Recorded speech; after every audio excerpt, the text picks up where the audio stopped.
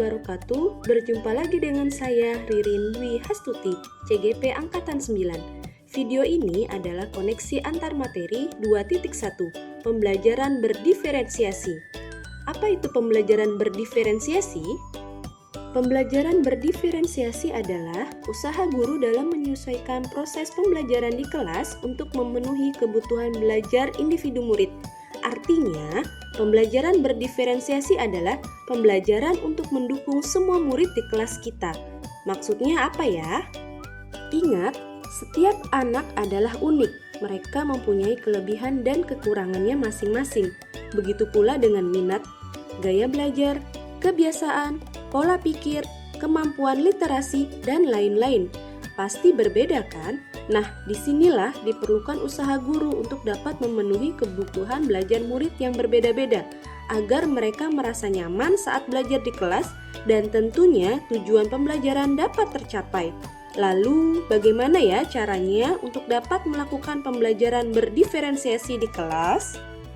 Agar dapat melakukan pembelajaran berdiferensiasi, guru harus memahami tujuan pembelajaran, kemudian mengetahui dan merespon kebutuhan belajar murid, selanjutnya menciptakan lingkungan belajar mengundang murid untuk belajar, kemudian melakukan manajemen kelas yang efektif, dan terakhir melakukan penilaian berkelanjutan. Berkaitan dengan kebutuhan belajar murid, guru harus memahami 3 aspek berikut. Yang pertama, kesiapan belajar murid. Mengharuskan guru untuk menilai pengetahuan alam dan menentukan apa yang telah murid ketahui dan di mana murid berada. Yang kedua, minat murid. Minat setiap anak pasti berbeda-beda.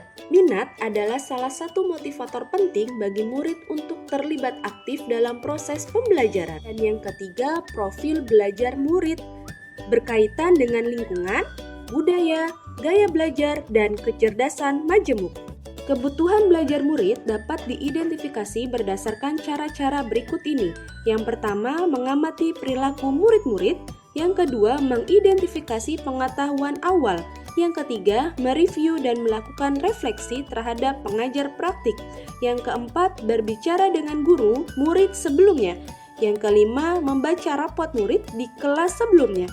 Atau bisa juga menggunakan berbagai penilaian formatif dan diagnostik. Strategi untuk mendiferensiasi pembelajaran ada 3 cara, yaitu diferensiasi konten, proses, dan produk. Diferensiasi konten berkaitan dengan apa yang kita ajarkan seperti materi, konsep, atau keterampilan yang perlu dipelajari berdasarkan kurikulum. Mendiferensiasi konten bisa dilakukan dengan membedakan pengorganisasian atau format penyampaiannya, bukan mengubah atau menurunkan standar kurikulum. Diferensiasi proses, kegiatan yang memungkinkan murid berlatih dan memahami atau memaknai konten dengan cara membedakan proses yang harus dijalani oleh murid.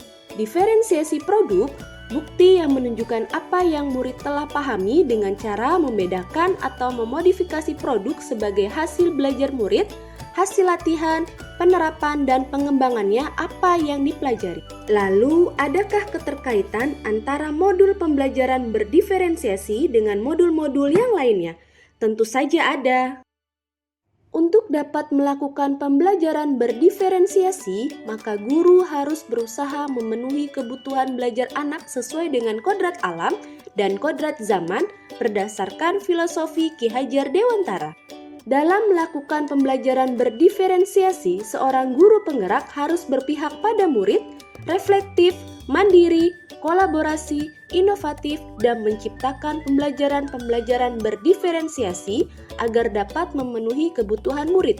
Dengan demikian, seorang guru penggerak dapat mewujudkan kepemimpinan murid dengan menuntun murid merdeka belajar. Hal ini sesuai dengan nilai dan peran guru penggerak.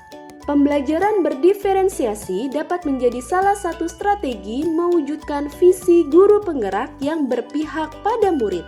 Dalam pelaksanaan pembelajaran berdiferensiasi antara guru dan murid harus ada kesepakatan kelas terlebih dahulu agar proses pembelajaran dapat berjalan dengan baik sesuai dengan nilai-nilai budaya positif. Demikian pemaparan koneksi antar materi 2.1, semoga menginspirasi dan terima kasih. Salam dan bahagia. Wassalamualaikum warahmatullahi wabarakatuh.